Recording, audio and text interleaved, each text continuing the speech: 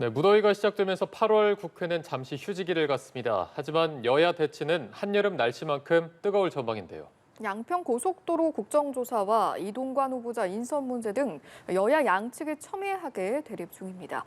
두 분과 정치권 소식 짚어보겠습니다. 천효정 전 대통령실 부대변인, 임세은 전 청와대 부대변인 모셨습니다. 어서 오십시오. 안녕하십니까? 안녕하세요. 네. 자, 국회도 잠시 휴지기를 갖습니다. 한 2주 정도 가질 예정인데 다양한 의원들이 여행도 가고 지역구를 찾기도 합니다. 현안이 많기 때문에 온전히 휴식을 취할 수는 없을 거다라는 얘기도 있는데 지금 국회 분위기는 어떻습니까? 네, 맞는 말씀입니다. 집중호우에 따른 재난사고 피해 복구 그리고 또 앞으로 있을 사고에 대한 예방과 그리고 또 물가 상승 등 민생경제 어려움을 고려할 때 휴가 자제령 그리고 해외 출장 자제령은 너무나 당연한 조치입니다. 그것이 국민 앞에 당연한 도리이고요. 하지만 최근에 국민들의 지탄을 받았던 정치인들이 있었죠. 가장 최근에는 박병석, 박정 의원들이 이제 민주당 의원 4명이 해외 포럼을 핑계로 베트남과 라오스를 방문하는 일이 있었습니다. 해외 출장을 갔다가 수해가 터지자 부랴부랴 국민의 비난에 못 이겨서 귀국을 했는데요. 그러면서 또 윤석열 대통령 핑계를 대면서 이제 내로남불과 이중 행태까지 보여주는 그 종합 세트로서의 비난을 받았습니다. 또 그보다 앞서서는 민주당 김영주 부의장의 사건이 있었죠. 후쿠시마 오염수 결의안을 채택한 날 일본에 맛집 투어를 가겠다는 문자를 보내다가 이게 카메라에 걸려서 굉장한 비난을 받았습니다. 그런 일들이 계속되고 있고 국민들의 정치권에 대한 비난 여론이 높기 때문에 당연히 휴가 자제령은 너무나도 당연한 조치라고 생각을 하고요.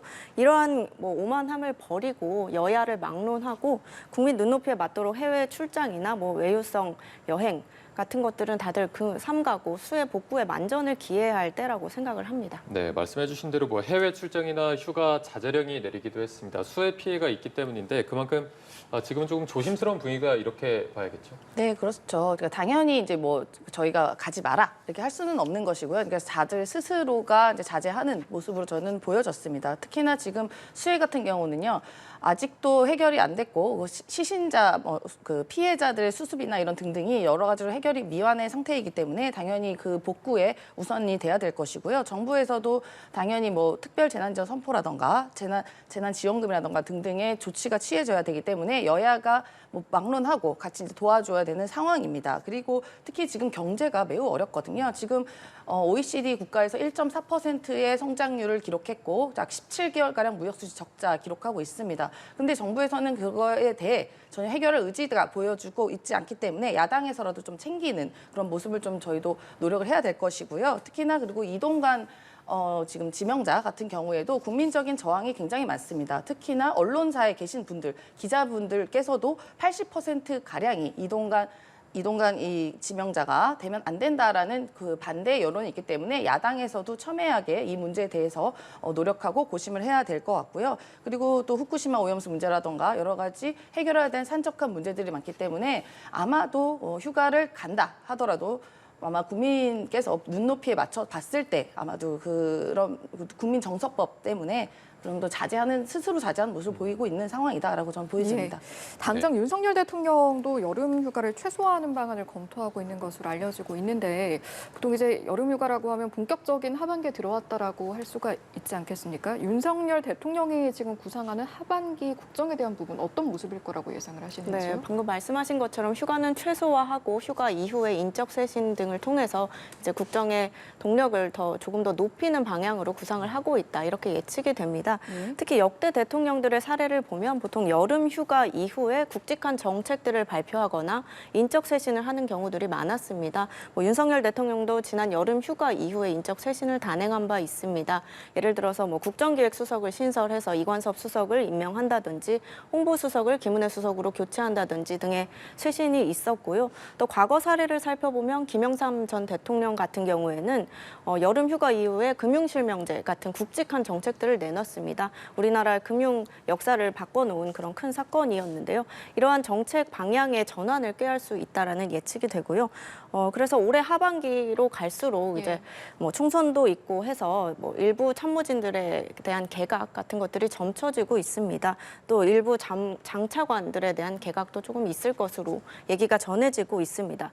다만 변수는 민주당의 인사청문회 방해 작전일 텐데요. 민주당이 거대 야당이라는 그 힘만 믿고 계속해서 적격 후보자들까지도 청문 보고서 채택을 하지 않고 있기 때문에 이게 너무나 상습적으로 이루어지다 보니까 그것이 오히려 국정 동력을 잃게 만드는 흠집내기식의 청문회로 흐른다라는 국민들의 시선이 있습니다. 그렇기 때문에 과거 사례를 살펴보면 뭐 원희룡 박진 장관처럼 정치를 오래 해서 적격이 충분함에도 불구하고 불채택한 경우, 혹은 한동훈 장관처럼 국민의 지지를 오히려 받고 있는 인사에 대해서도 청문 보고서를 불채택하면서 흠집내기에만 몰입을 했단 말이에요. 이런 모습들이 있기 때문에 정부와 여당으로서도 대폭 개각을 하기에는 상당히 현실적으로 어렵다라는 생각이 들고요. 이러한 고심 때문에 지난번 차관 인사도 인사청문회를 받지 않는 차관급들에서의 인사를 대폭 한 것으로 보입니다. 이런 점을 비추어 봤을 때 결국엔 민주당이 조금 더 정상적인 당으로서의 합리적인 모습을 보여준다면 국정 동력을 확보해 나가는 데 도움이 될 것이다라고 생각을 합니다. 예, 어쨌든 하반기 국정구상에 뭐 어느 정도 폭이 될지 모르겠습니다만 인적 쇄신이 포함될 가능성은 있다라는 말씀이신데 하신 말씀이 또 있으실 것 같습니다. 그러니까 저는 참 재밌는 게요. 이 지금의 집권 여당은요. 집권할 의지가 없어 보입니다. 그러니까 집권을 왜 했나요? 국정을 본인들이 책임지고 무한 책임을 가져야 되는 정당이 왜 하다 보면 맨날 전 정부 탓, 아니면 야당 탓을 합니까? 그러려면 국정 운영을 하면 안 되는 거죠. 그러니까 저는 그래서 의지가 없다고 저는 보여집니다. 그러니까 아까 말씀하신 적격 후보라고 하셨는데 어떤 후보가 적격 후보인지 모르겠습니다. 어디 학폭 가해자 부모가 적격 후보인가요? 아니면 뭐 무슨 무단으로 장학금 받은 후보가 그 적격 후보인지 모르겠습니다. 야당의 역할이라는 게 있고 여당의 역할이라는 게 분명히 존재하는 것입니다.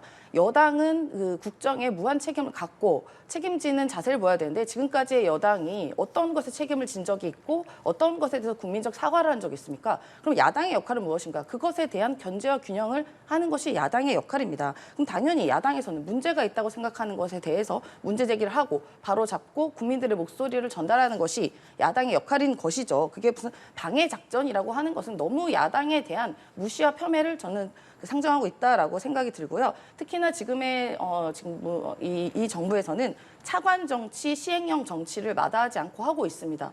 법으로 존재한 상급 분립을 대놓고 무시하는 처사인 거죠. 법에 존재하는 것을 시행령 꼼수로 바꾸고 그다음에 장관 인사청문회 피하기 위해 차관을 정치한다? 이걸 어떤 국민이 이해할 수 있겠습니까? 그러니까 제발 저는 이 집권 여당이라는 그 무게감과 책임감을 조금 알고 그렇게 국정을 하셨으면 좋겠다라는 말씀 드리고 싶습니다. 네. 하반기 국정운영 반향과 관련해서 저희가 대통령 지지율과 조금 연관지어서 분석을 해볼 수 있을 것 같습니다. 일단 대통령 지지율이 전주 대비 2%포인트 올라서 35%를 기록했고요. 국민의힘 지지율도 35%로 동반 상승을 했습니다. 특히 수도권에서 오차범위 내에서 앞서고 있는 부분도 있는데 지금 이 부분은 어떻게 해석을 하실까요? 네, 맞습니다. 뭐 한미일 동맹 강화라든지 뭐 영업사원으로서의 세일즈 외교 성과를 토대로 그것이 반영돼서 대통령의 직무수행 평가에서 긍정 비율이 높아졌다라고 생각을 합니다. 뭐 이럴 때일수록 더욱더 진정성 있게 국민만 보고 세심하게 정책을 펼쳐 나가야 할 것이라고 생각을 하고요. 아까 임세은 전 대변인께서 말씀하셨지만 뭐 청문회를 피하기 위해서 차관 정치를 하거나 법률에 위반된 시행령 정치를 한 적은 없습니다.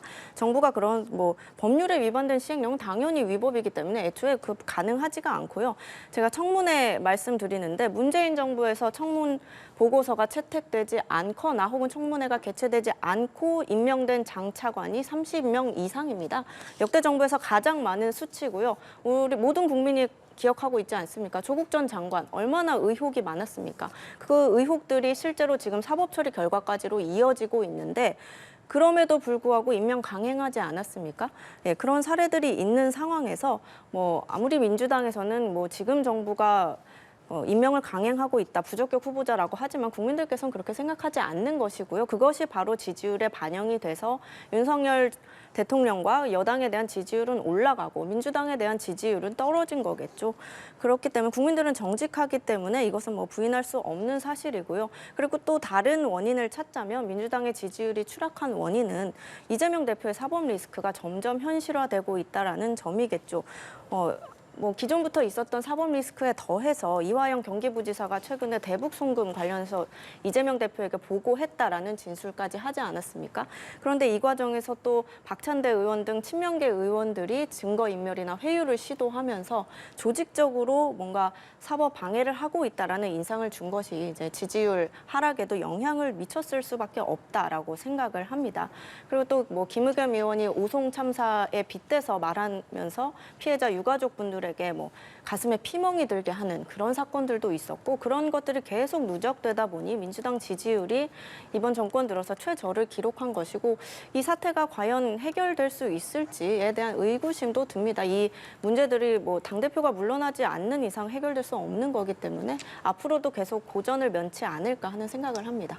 말씀해 주신 대로 지금 민주당이 이번 정부 들어서 최저 수준인 29%로 집계가 됐고 무당층이 31%인데 무당층보다 지지율이 낮다고 이제 분석이 됐습니다.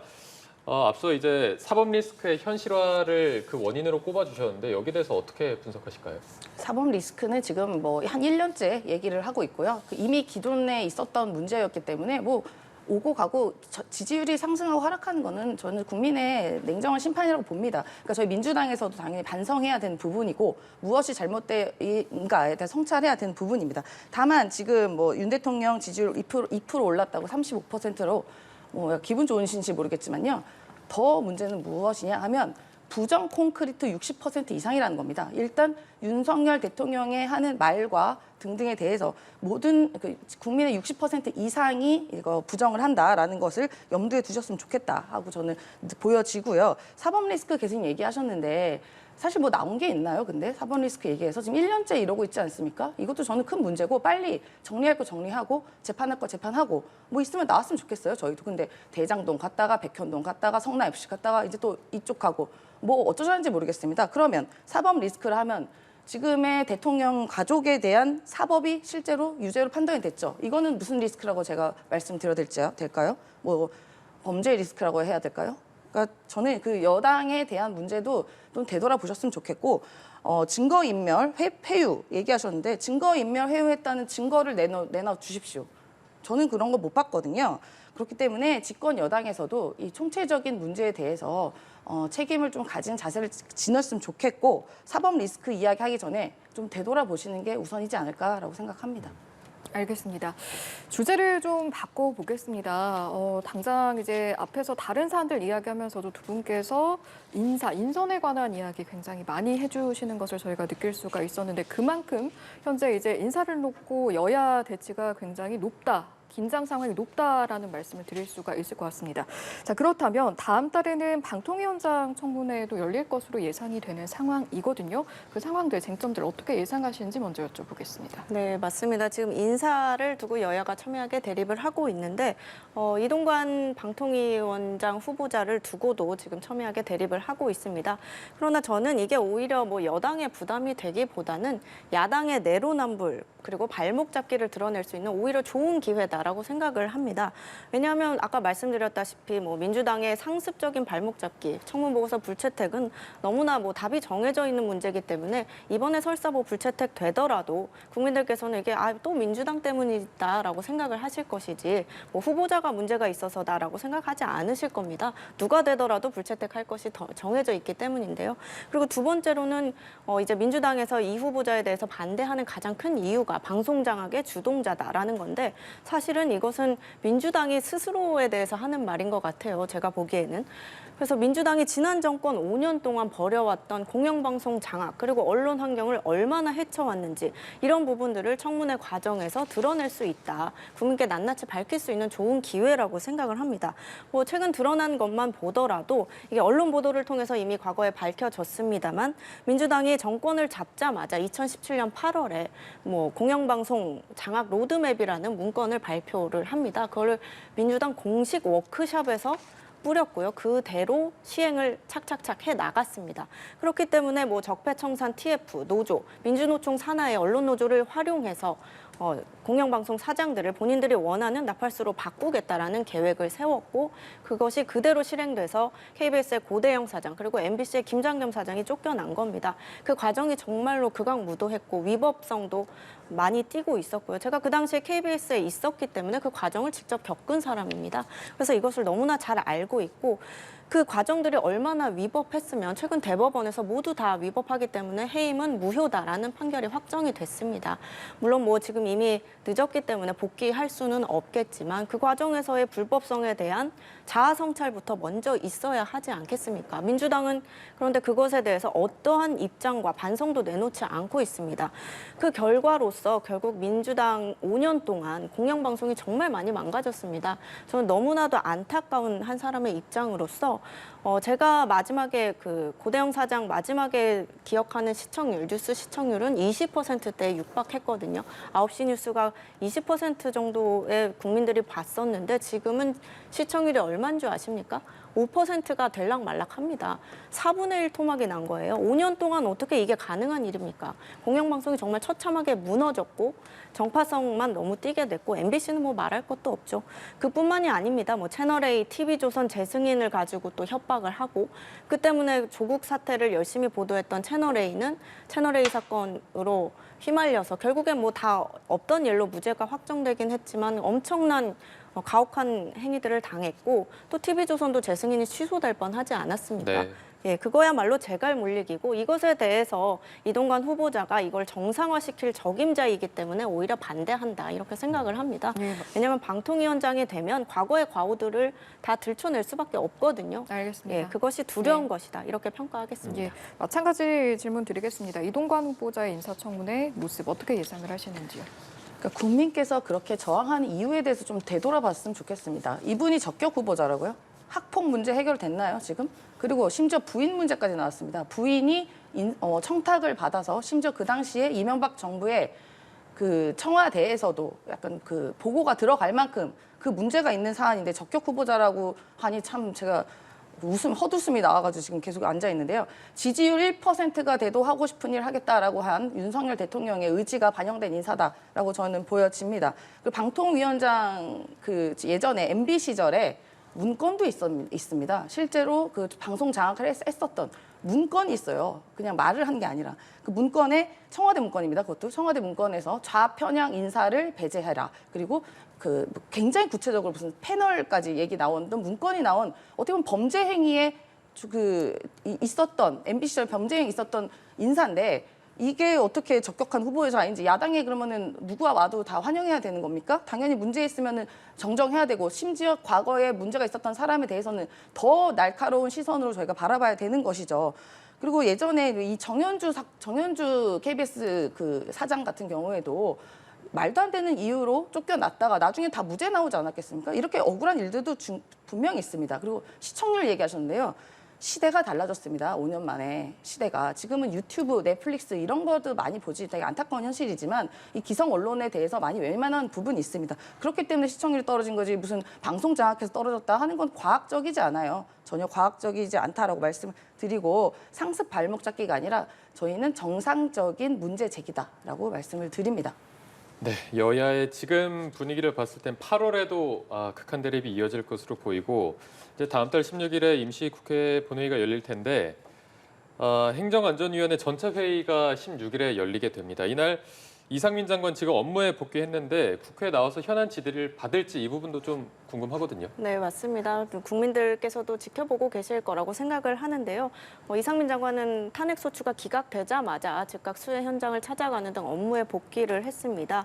그렇기 때문에 공직자로서 당연히 현안 질의에 이제 국민들 앞에 모습을 드러내고 현안 질의에 충실히 답변을 할 것이라고 생각이 됩니다.